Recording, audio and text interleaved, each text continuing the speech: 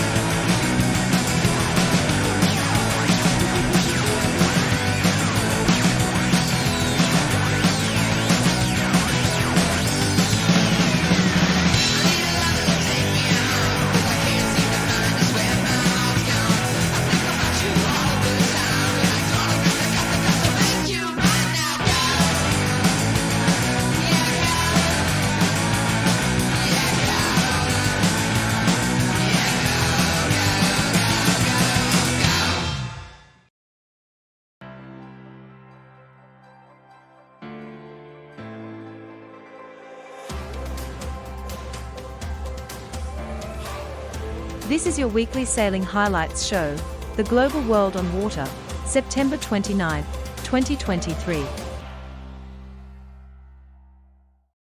Alex Thomson yesterday was at the Lorient La Base during the Defi Azimut.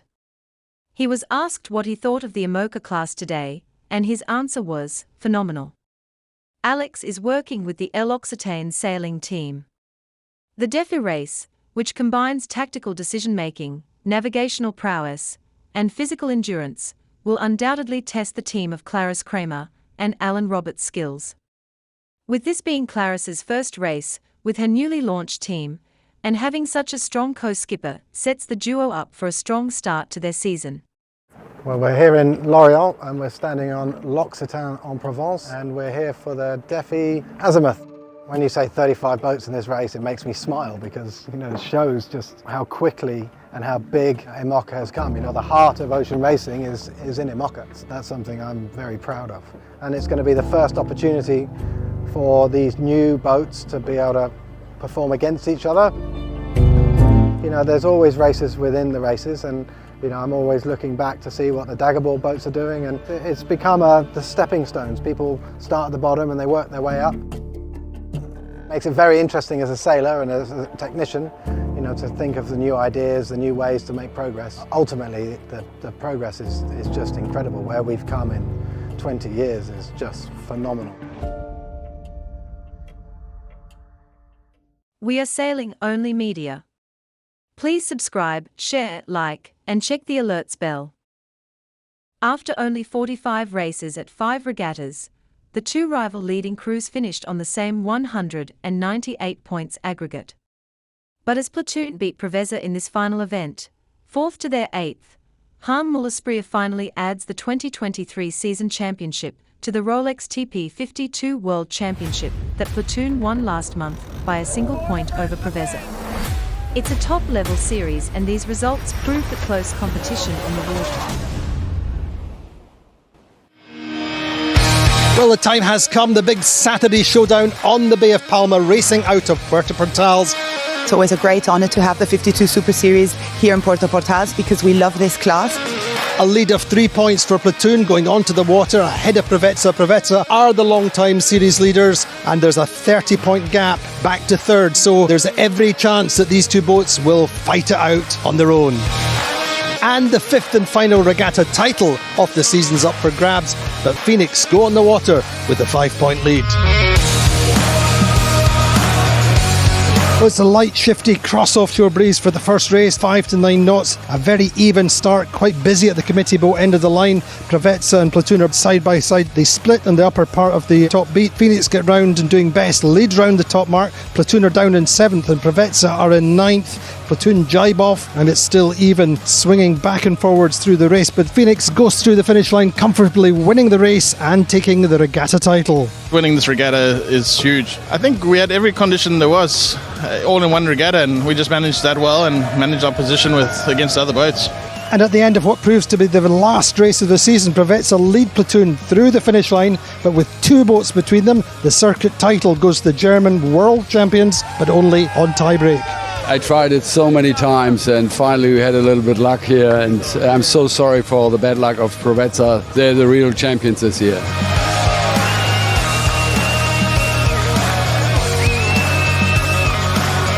Very disappointed in some way. We feel that we've been the best boat of the season, so that's a good feeling. So after 5 regattas, 45 races, Platoon win on 198 points, only on tiebreak against Prowess, who are also on 198 points. Quantum Racing take 3rd on 224 and Gladiator 4th on 228. And so the final standings for the Puerto Portals 52 Super Series Sailing Week. Phoenix winning on 29 points, second are Sled on 40 and Allegra third on 41. And at the end of a 5 regatta season, which started back in May in Saint-Tropez, what a finale, what an emotional roller coaster all the way through, and finishing locked on points. It couldn't have been closer.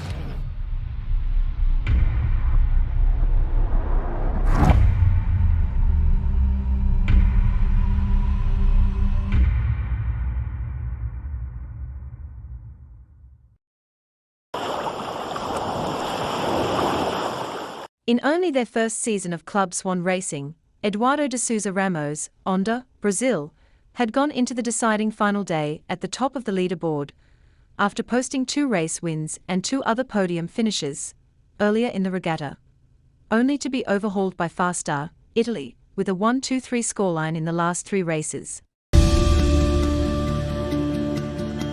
Last season we did many second places, we were always in the fight for the win, and then at the end the win doesn't come, and so definitely the win is here and we are happy.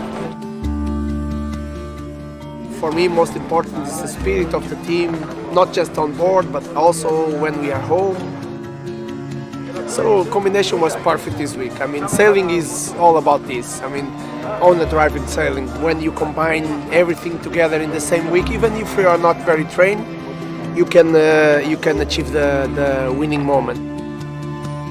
But to be honest, it's probably one of the best boats in the world to on the driver, and this combination we just found it in a good way this week and we won. It's a beautiful feeling. Thanks to the boys, thanks to Lorenzo for running this program. We are very happy.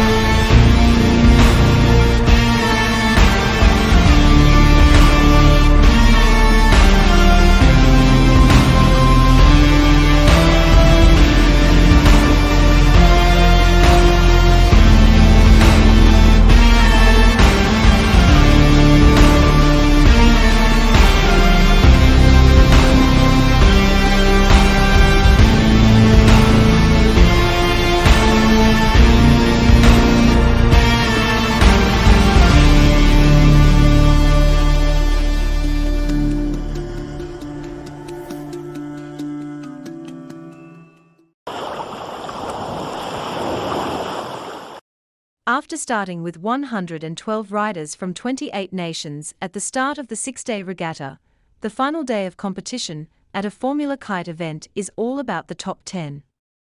Ellie Aldridge and Riccardo Pianosi have won the first major senior titles of their Olympic careers at the 2023 Formula Kite European Championships in Portsmouth, England. We have our Formula Kite European champions. Ellie Aldridge, she was leading the first race of the final. She only needed to win that race. She was 100 metres from the finish, but then she didn't quite manage to keep her kite filling through the final jibe. It fluttered to the water. Annelies Lammerts from the Netherlands swept past, took that race win. Ellie Aldridge managed to find the composure to win the next race. Well, she led more or less from the start. This time, whatever was going through the back of her mind, she got through that final jibe. She crossed the finish and she becomes Women's European Champion for the first time in her career. Meanwhile, in the men, Riccardo Pianozzi, well, all he needed to do was win one race, but Maxime Nochet from France, he wins the first one. Pianozzi, can he do it in the second? Pianozzi eventually does come through, and so the 18-year-old Italian has won his first European title. It was big waves, big wind for the final day. We've seen absolutely everything here on Eastney Beach, and we've got two more countries qualified for the Olympic Games. Yannis Maus from Germany, he's qualified his country for next year at Paris 2024. Gisela Pulido, she has qualified Spain for 2024. So we've had all kinds of action. We now move on to Kite Foiling World Series Austria in Traunsee in just over a week's time. So join us then. It's an incredible feeling. This week was amazing. I give everything I have every day, and at the end the result pay all the sacrifice. Yeah, I'm very, very happy about that. It was very hard. The level is incredible high in this regatta, and yeah, that's hard. Yeah, for me it's a very good result for my campaign for the Olympic, and I think it's a big block of my future qualifying for the Olympics. Yeah, I put a big block. Yeah. Do you know what? This is actually pretty up there. I was saying to the girls earlier, I've never actually won an event outright. I've won events where we've been in a mixed fleet with the guys as well, but I've never actually won in the final, like the final. So I'm really happy to be able to pull it off.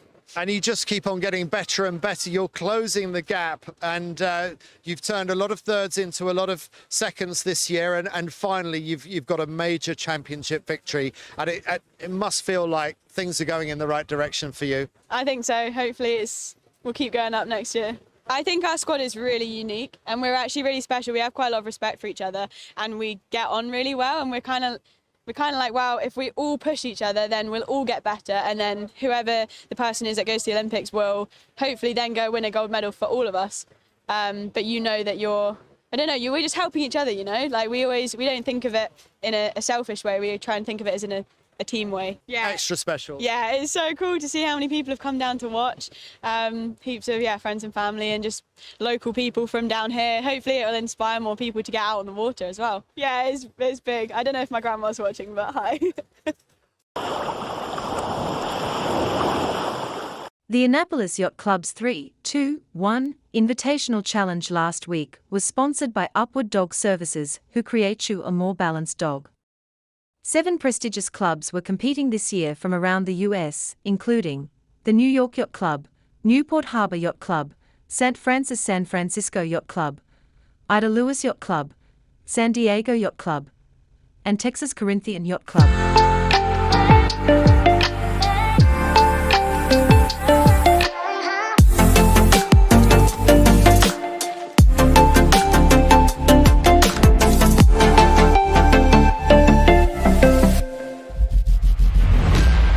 Somewhere around 2017, something started brewing in Annapolis, a new approach to facing off in the sport of sailing. Team and match racing both existed around the country, but because of John Howell and Cole Alsop with the support of the Annapolis Yacht Club, the disciplines of 3v3, 2v2, and 1v1 were about to meet in one single event. With a lot of race committee, umpire, and surrounding team and match racing community presence, the 3-2-1 Invitational Regatta changed how yacht clubs met on a patch of water forever. Local clubs helped sort out the choreography, and by 2019, yacht clubs from around the country joined the party. For 2023, 8 teams sent 6 team members to the mouth of the Severn River. Each sailor needed to be skilled in multiple ways, helming, trimming, bow, mast, pit, the 3-2-1 doesn't reward specialization. It rewards the team that can adapt, recover, push, and persist in what turned out to be, on average, a big air weekend. 2 people on 3 J22s for 3v3 no kites, 3 people on 2 J22s for 2v2 with kites, and all 6 on J105s with kites, of course, weather permitting. Bell Hughes Carty and Derek Lynch co-chairing the event. The swarm of bosuns, change boats, mark boats, and an expertly crafted rotation sheet kept the action running smooth on the water, while the staff of the Annapolis Yacht Club hosted dinners and parties on land. I think it's an amazing regatta. The amount of action and sailing that happens is like nothing else I've ever really done. 15, 20-minute races, 10, 12 races a day, different discipline every race. I really enjoy the aspect of 6 people have to do so many different things to be successful. The organization and the yacht club, they put effort, put it at the top of the bar. I think in the camaraderie that's built with the teams and the clubs, and you know these people for a lot of years. And it gives a chance for me to meet some of the younger up-and-coming sailors that I don't know. So it's been a great time for me. I've really enjoyed myself. Sponsors were celebrated and Regatta Karate calibrated for the final day of the event. As Ophelia passed through the Atlantic, a behemoth number of flights were sent off to get through as much of the single round robin as possible. It takes 28 flights to have every team meet every other team in every discipline. And with the 4 o'clock time cutoff approaching, the San Diego Yacht Club, St. Francis, and Annapolis Yacht Clubs were still in the hunt for top honors. One final flight in light air was the decider. St. Francis and Annapolis had 13 wins, and San Diego had 12 after a strong run late in the game. St. Francis and San Diego were slated for one final 2v2 team race, and Annapolis was on a bye, therefore looking on from a sponsor boat. A passing rainstorm sucked the breeze to the right harder than any other shower, to the point where each leg of the box was a different point of sail than what is usual. In 2v2, the team whose boat finishes in 4th loses. San Diego switched to light air mode the fastest and finessed their 2 boats into a 1-2, and with the parade-like leg 3, 4, and 5, snatched up their 13th win. A 3-way tiebreak meant St. Francis would end up in 3rd place. San Diego Yacht Club, the dark horse, pulled off 2nd place with AJ Ryder as team captain. And for the 2nd time, the Annapolis Yacht Club was triumphant. Seth Mininger, AJ Libby, Brad Julian, Fletcher Sims, led by co-captains Lila Salveson and Brady Stack. We send out an email and see who's interested, and then we bug people. But, a lot of emails. It was great team effort. There's too many volunteers to possibly name, but Don Santa and Kevin Fitzgerald, the owner of the 105s, a really big thank you to those guys. I mean, there must have been 50 volunteers plus working on this thing, so it was a huge effort. So thank you to the competitors for coming, and great sailing. The event's so unique because you're just jumping from boat to boat to boat, and you have to constantly be changing gears. You're going from asymmetricals to symmetricals. You're re-rigging the kites when you jump in. Like there's a couple kites we had underneath the keel when we jumped in. So it's just working together as a team every single time, even though you're sailing with different people in every single race. Congratulations to all 8 teams. Competing in an event that is this physically and mentally challenging in an average of 15 knots plus is no small feat. For T2P TV, this is Ashley Love.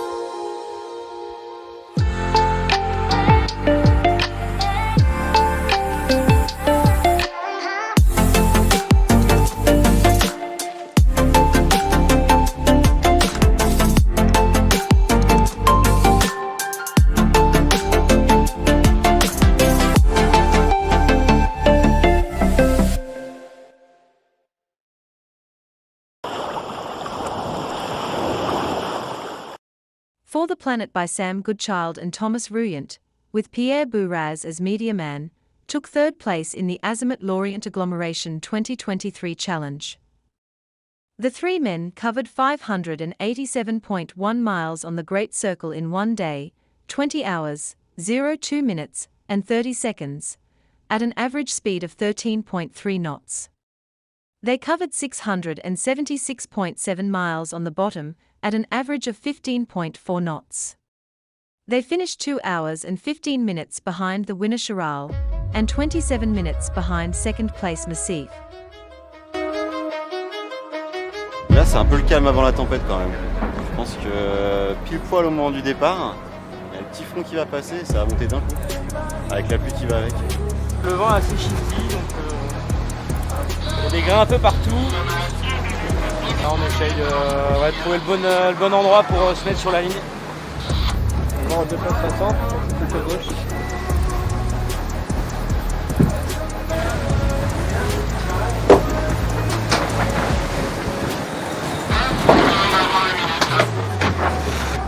De la ligne. Ouais, on y va. Full vitesse.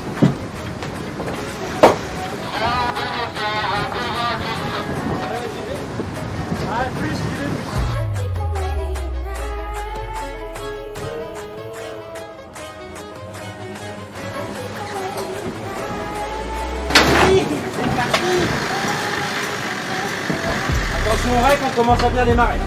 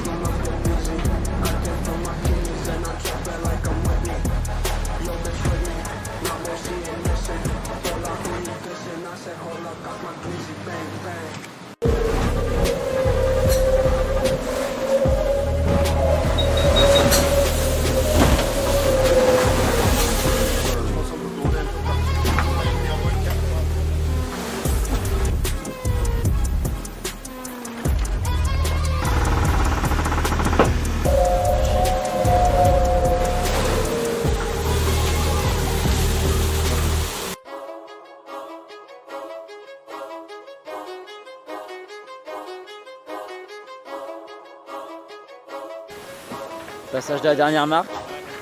Je suis un petit peu tard, mais pas mal. C'est bien refait, on va croiser le contact avec Charles.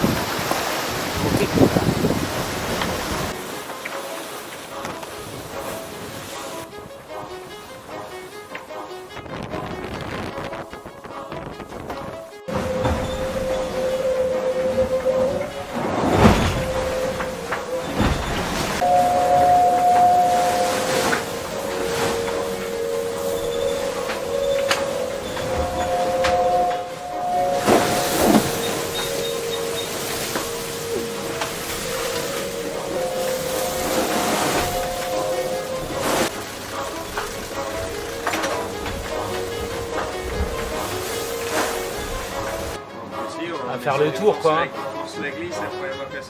Ouais.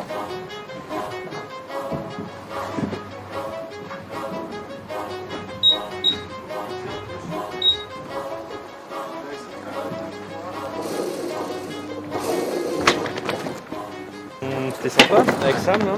Je connais déjà bien le bateau. Du coup, on n'a pas eu besoin de trop se parler pour se trouver et se comprendre. Ça c'était bien sympa. Là tu me déconcentres là, c'est pas fini la course.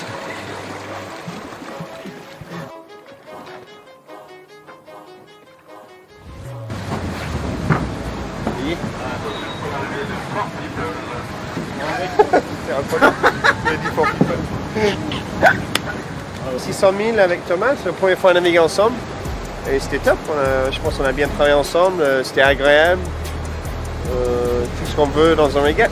Et on a fait un bon petit perf aussi, 3e, on est pas content avec ça.